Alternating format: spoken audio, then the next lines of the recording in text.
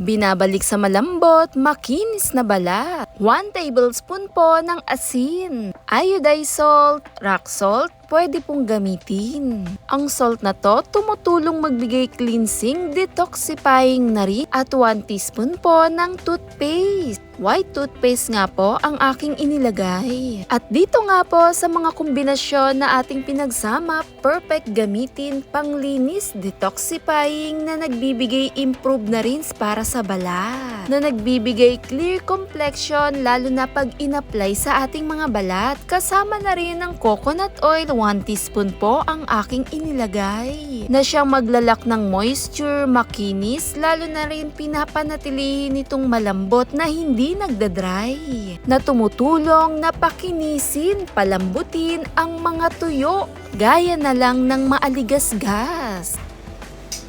Para sa bitak-bitak o gaya ng kalyo, maganda to gamitin pang scrub na rin. Bukod sa ating mga paa, pwede rin to sa ating kamay. Kadalasan dyan din nag-aaligasgas o yung magaspang na balat. Dahan-dahan lang natin tong i-scrub. Yung mga parting dito sa mga kamay natin, tumutulong na rin siya mag-exfoliate. Inaalis niya rin yung maaligasgas sa ating mga balat. Nakakatulong ang dala ng asin.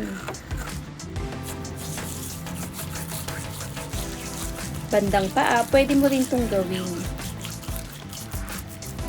At dahan-dahan i-scrub. Nagbibigay lambot na rin to para sa ating balat.